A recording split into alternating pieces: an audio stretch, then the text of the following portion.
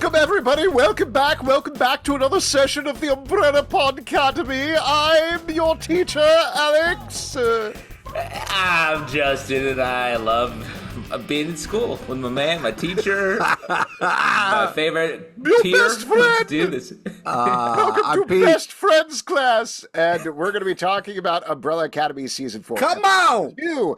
Gene and Gene. If you haven't checked it out on Netflix, please do. Despite the title, Gene and Gene barely show up in this episode. Stop. Yeah, what a lie. Oh, how Title dare is- you. Their fingers are woven throughout the whole episode. They're the Fingers puppet woven? masters. What are you weaving with?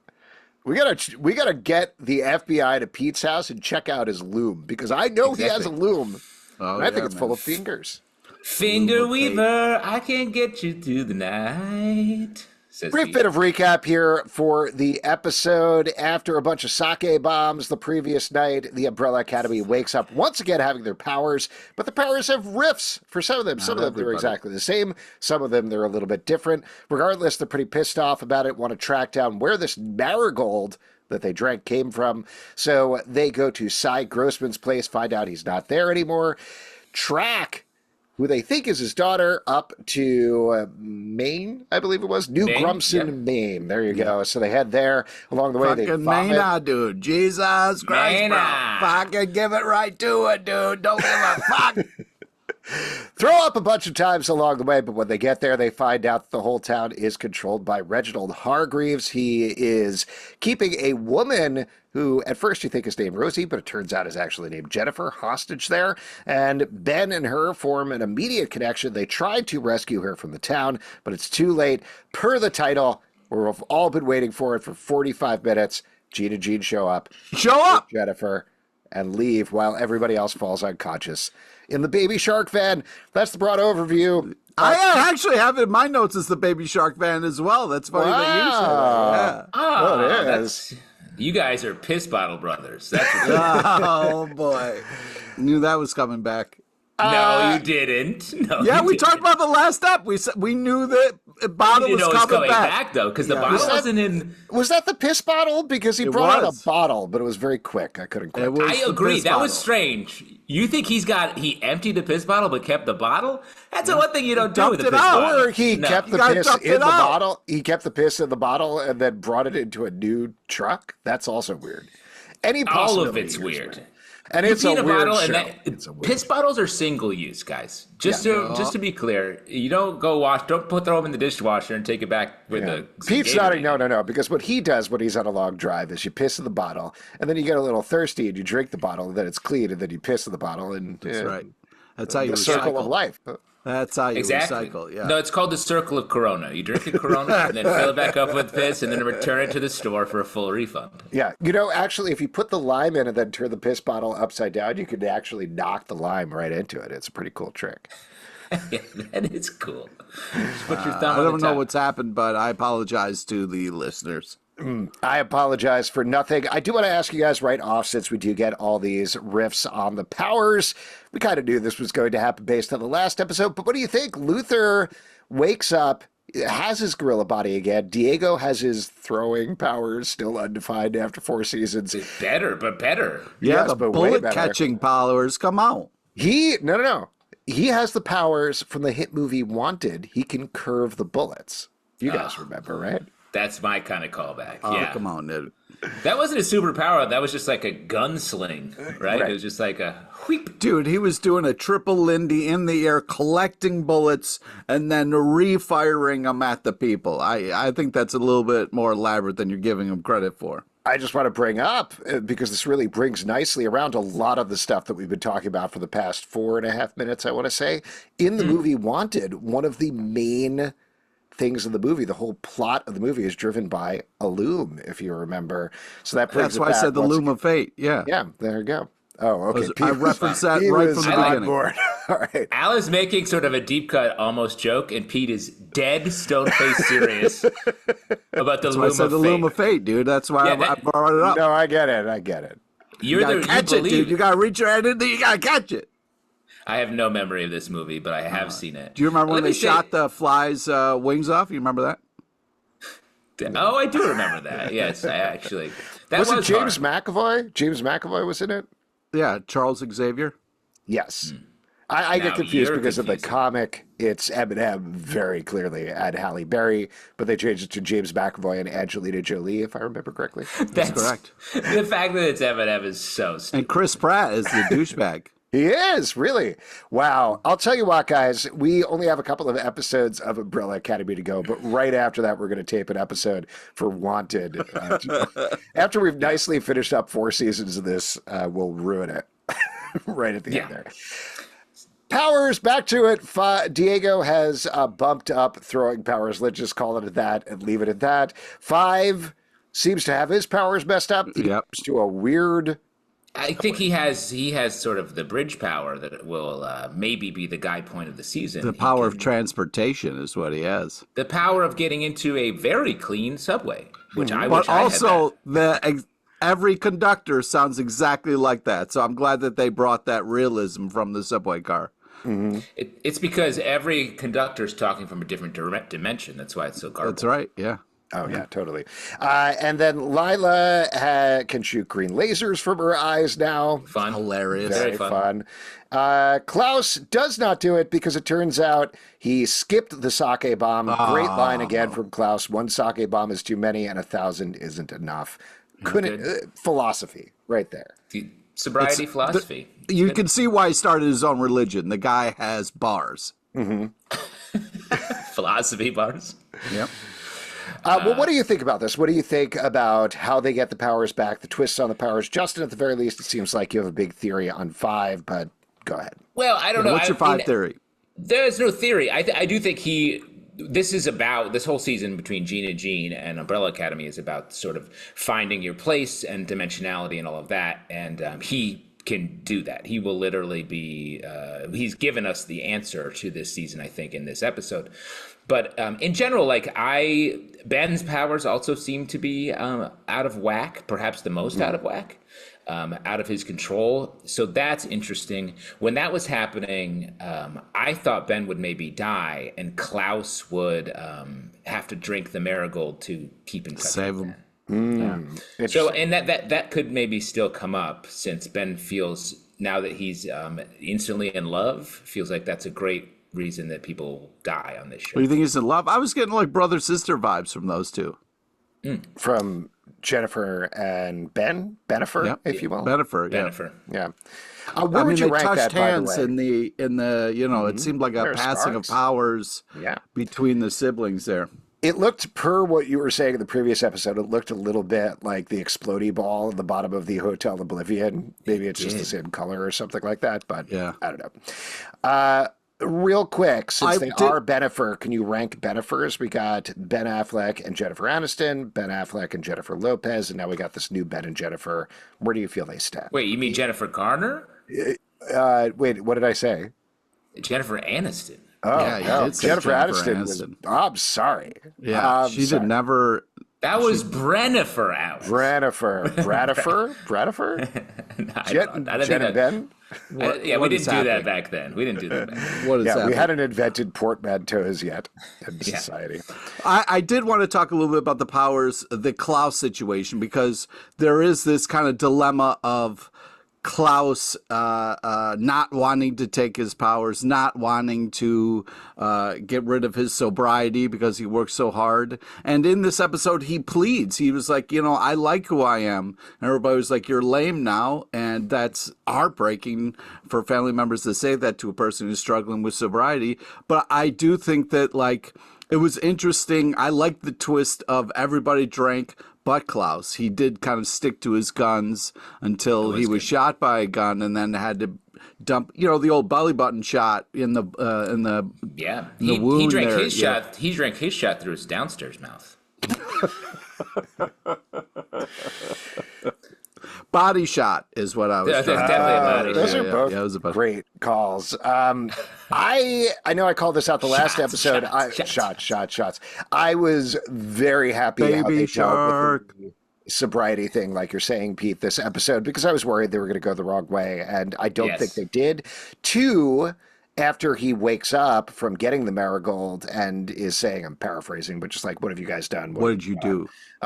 Very sad. And I'm curious to see how they follow that going forward. But that was treated the right way. So big ups to you, show. Well, I want to jump back to the beginning before we get too far away from it. The Luther stuff I thought was they've been able to match a lot of what's happening to the character in a really smart way. His powers coming back was like this sort of drunk comedy scene, which I thought was great. And then it was mostly positive for him. And he's a great stripper except for all the hair. Can I say something about that, though? Because I'm curious about the logic here, what we're actually dealing with. We don't really have an explanation exactly about the marigold or how it works. If I remember correctly, Luther's powers are being super strong, right? It's not having a monkey body. That's something that happened to him later when he was severely injured. Reginald Hargreaves did that to him. So for him to get the monkey body back at that point indicates one of two things to me. Either A, they're just doing it for comedy, and that's pretty much it, because it's funny for him to have a hairy monkey body. Or B, the marigold in some way accesses the multiverse, and that's what's happening here. And that's why, like, Lila gets the green rays, is some version of Lila got those powers, potentially. Oh, interesting. See, I was going to say something a little different. I felt like it was more Fantastic Four, the explanation about how their powers were extensions of their personalities. And so it feels like they are making manifest their own identity of what this is. Marigold is like a self-actualization idea. And that's why I think some people's powers have increased a little bit, some have not. But I also think the metaphor here, because they all look so fucked up and strung out the whole episode, it feels drug in the way that Klaus is talking about it. So it feels like their powers are manifesting in this way, in the way that when you're like drunk or high or whatever, you feel a certain way and you carry yourself a certain way. Again, like a manifestation that is, false in like drug terms.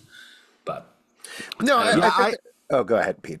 Yeah, I just wanted to say, like, I thought the powers were just kind of like a little bit of kind of reclaiming who they are, but also who they've been and who they've always been, because Luther has always been a gorilla boy, so it was great to see him kind of get that back and get that enthusiasm back. And it was hysterical because normally when he's stripping, he rips off his clothes and everybody goes nuts.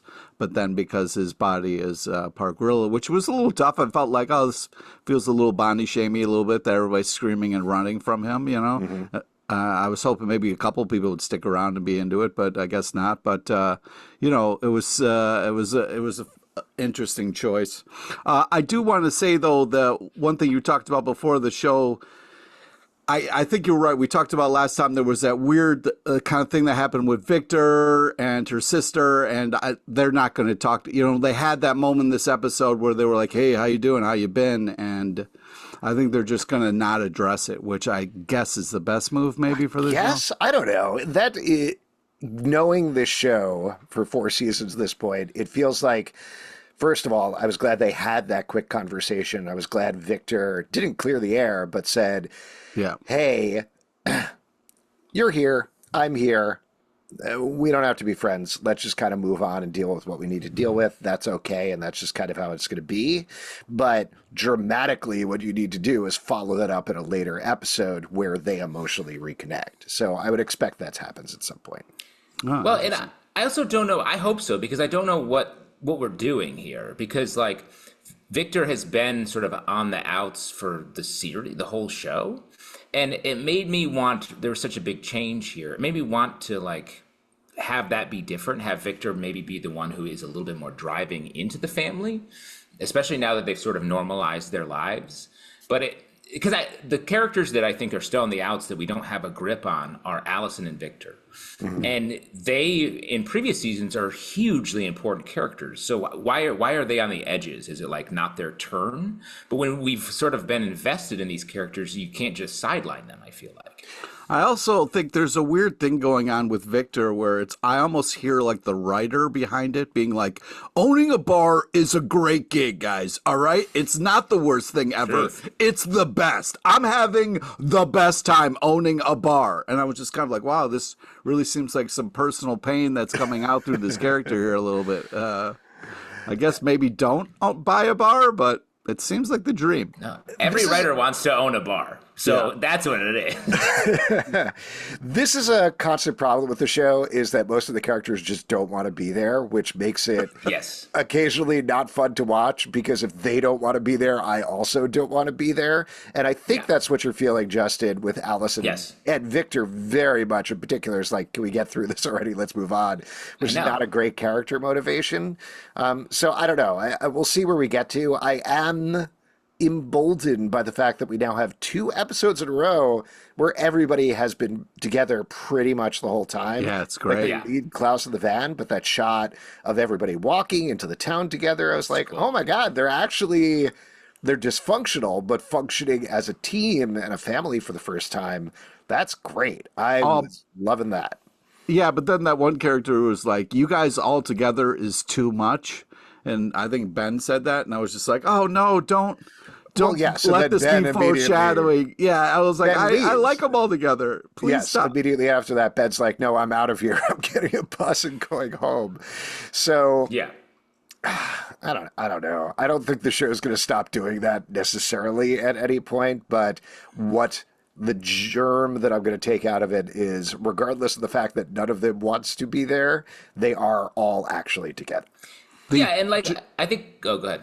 The germ that I want to take out of that is that don't ever fall for the bus on the diner sign. You know what I mean? Like if you see a bus sign on another establishment, that's, you know what I mean? You can't fall for that. And well, you don't trust signs. You don't trust signs anyway. That's true. Yeah. While we're breaking down our germs, Justin, what germ do you want to take out of this? Yeah. I guess sort of sinus infection. Oh yeah. Sweet man. Is that good? Sweet, yeah.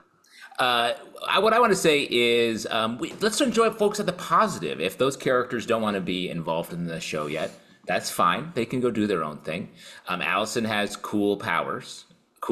She can just look at people. No, they're not cooler. I don't like that. She just has psychic powers. She whites their eyes out. She makes their eyes go white. I guess she could do rumors without saying them out loud. That's not as much fun. That's just the same power that like Xavier has.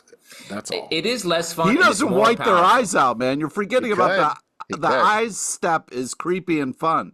Mm-hmm. But what I want to talk about is we get for my man Luther trying to get some sconces. He mentions Sloane again in this episode. Yeah, he does. So we're gonna get some Sloane back, is my predict. Yeah. Good prediction. Wait, just real quick. I want to do a temp check here. How much are you guys into sconces? Like, if you saw some sconces for like a really good deal, I mean, you'd stop in your tracks, right? Check it out. You have to have a lot of sort of wall space for a sconce. Mm-hmm. Sure. I will say it definitely reminded me of my parents, who are constantly talking about sconces and picking up sconces everywhere and discussing the sconces in their house. I'd say that complimentarily, by the way.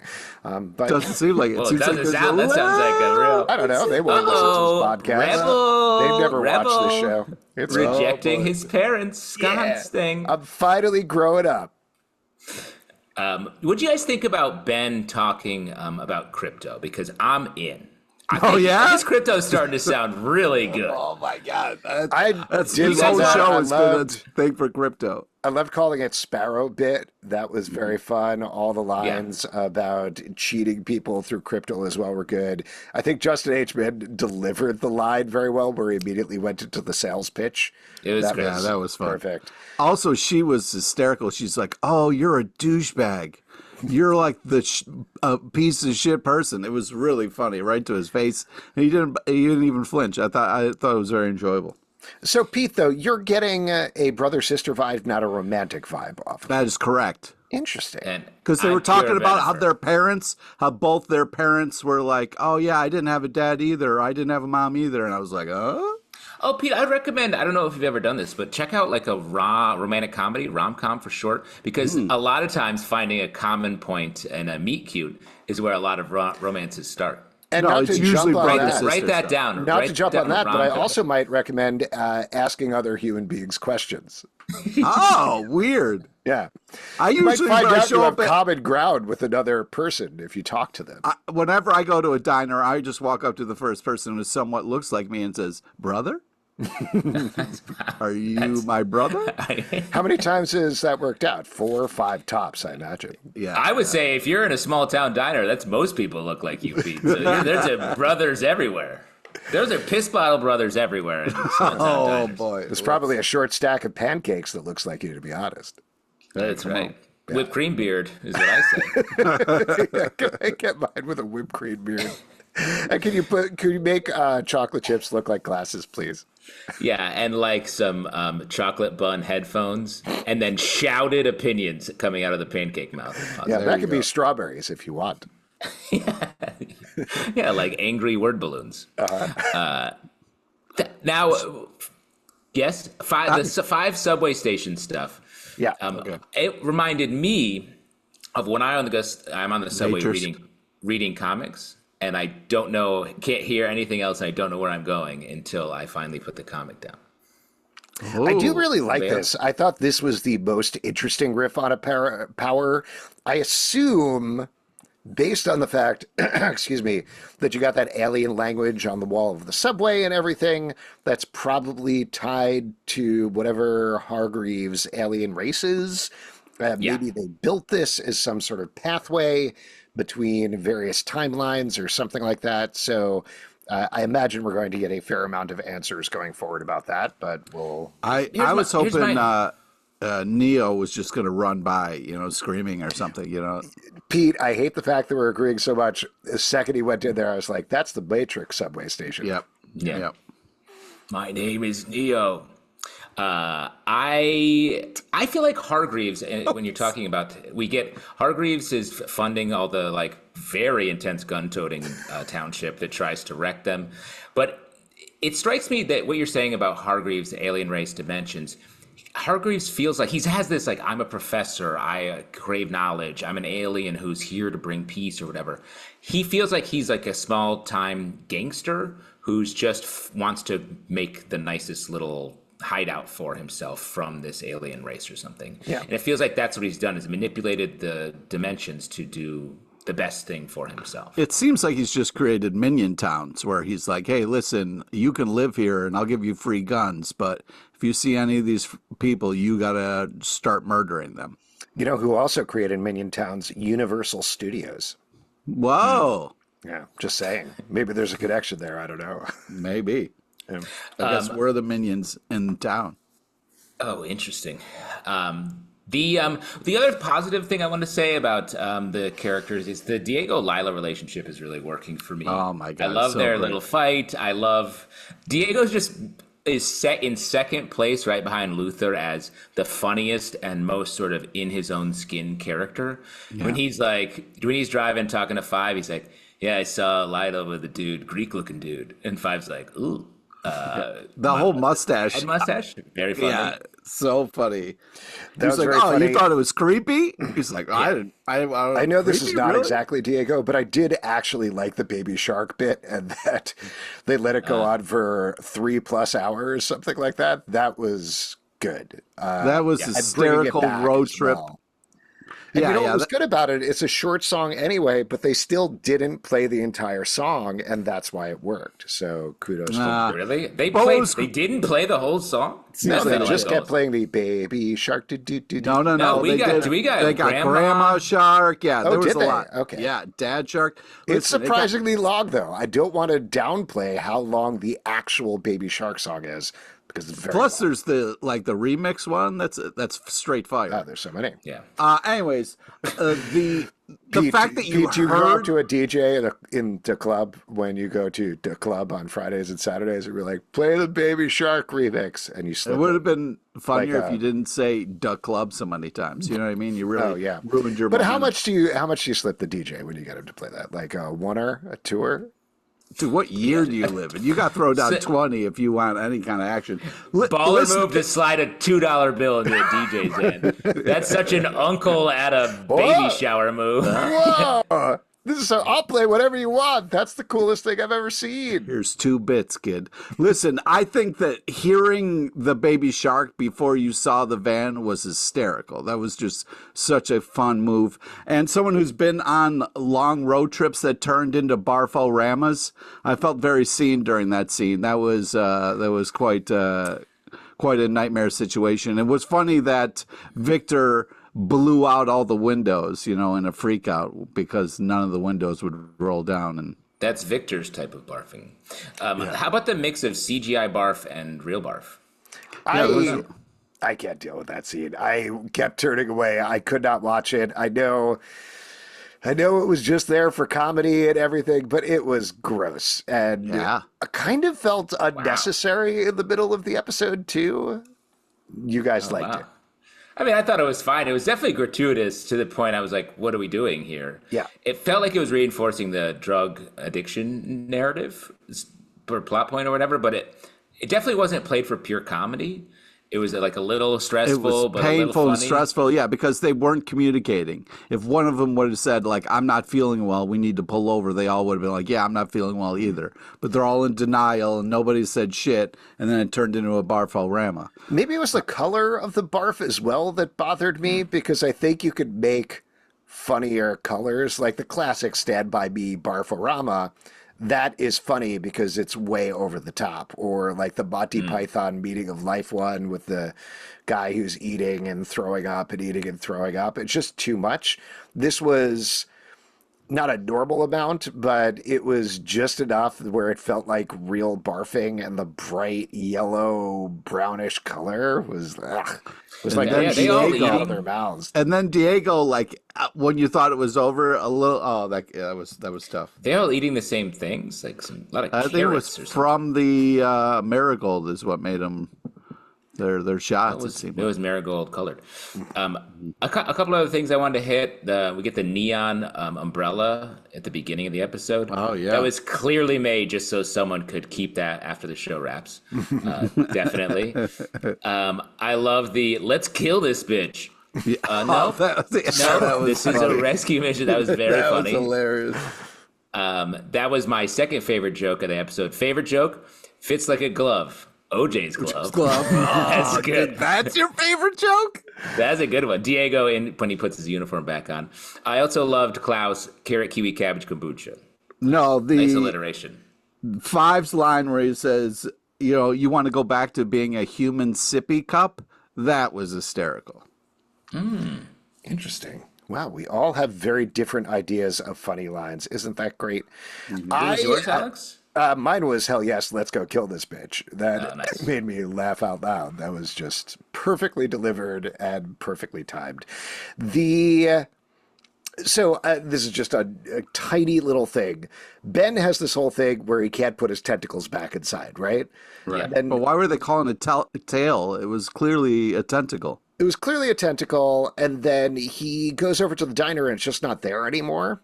That was weird. I felt like we needed one shot of him just shoving them back in or something like that. Felt like they had forgotten an effect. That didn't bother anyone. Oh, okay. No. What do we, Pete, I'm surprised you didn't bring this up. I thought you would be very happy about the old lady in the wheelchair with the shotgun. Oh, yeah. Come on, dude. That was hysterical. She ships anywhere. Yeah. And Santa Claus with guns, you had to like that as well. That was hysterical as well. That whole thing was really fun. The townsfolks turning on them with crazy over the top weapons. That was a really hilarious kind of thing. Especially when Santa was coming 2 guns a-blazing at him. That was... Yeah. He always takes it one step too far, Santa.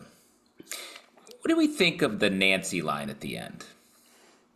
Well, that was fun because it's the callback to in the book club. Her cover is Nancy. So they were like, yes, "Oh, Nancy, you fucked up and blew this." Yeah. Nancy. No, Yeah. Nice.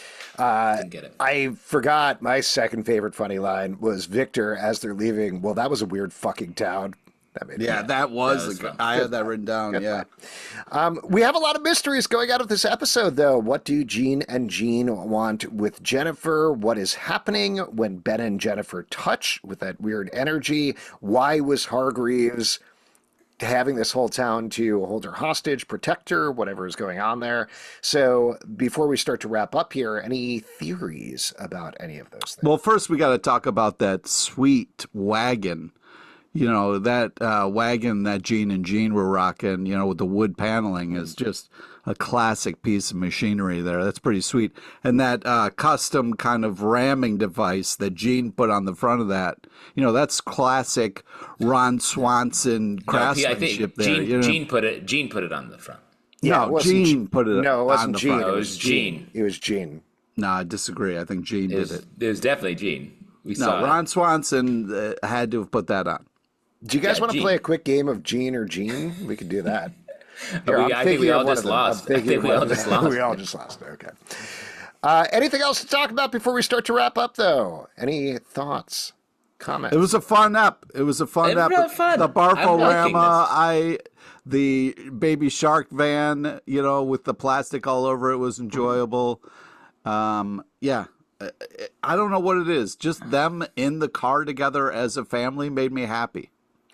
They have a good rapport. The cast has a good rapport. They clearly like hanging out with each other as a family on this show. That dynamic comes through really nicely. And like I said, I think my favorite thing about the season so far is all of them together, since we barely see that over 4 seasons. Yeah. I'm buying stock in Diego, Lila, and Luther, and I'm selling off my Allison and Victor stock. Ben remains even. Interesting. Well, that brings us nicely into our next section, which is who gets top marks this episode. I think I have an inkling here, but Justin, why don't you go first since you just touched on it? I got to give it up for Diego this episode. I feel like I love Luther, obviously, ride or die Luther, but this was a very fun Diego episode. I like the relationship, like I said. He gets to direct the bullets. Lila blasts the lasers. He's like, babe, come on. Like, they're really having some that fun. fight, that back and forth where she's like, no, I got the lasers. I'm ready. Like, oh, it's so funny. And then she saves him when he's like, oh, that was so great. What's going to happen when he's juiced up and confident because his whole thing is being slightly inadequate? That's my question. Yeah, but she's attracted to that because she's tired of him kind of being the tell me what to do, that kind of, more simp. So I think she likes when he's whooping at. Simp. What have you been reading? Who have you been talking to? Brothers at the diner, Pete?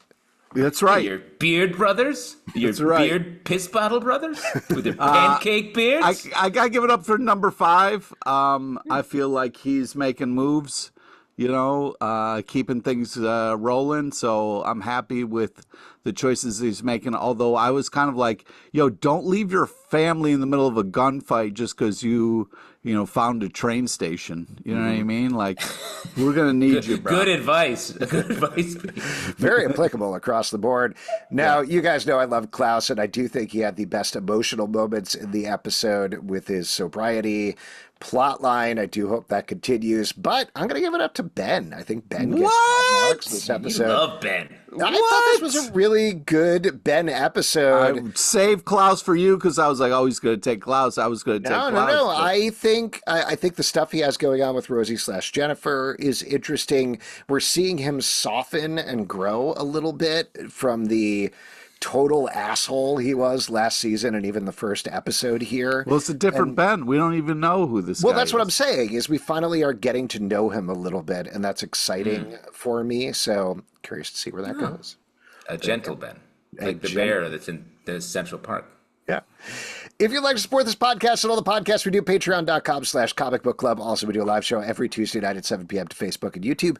Come hang out. We would love to chat with you about Umbrella Academy, Apple, Spotify, Android, or the app of your choice to subscribe, listen, and follow the show at Comic Book Live on Twitter /X, Comic Book Club Live on TikTok and Instagram. Until next time, stay in school, kids. I thought you were talking about that bear that, JFK, I was. left That's in the literally what I was. Oh, okay. That's literally what I was talking about. Oh, okay. Yeah, that bear is that one was- of your Beard brothers as well, right, Pete? No, and RFK is definitely a piss bottle brother. That's definitely true. Oh.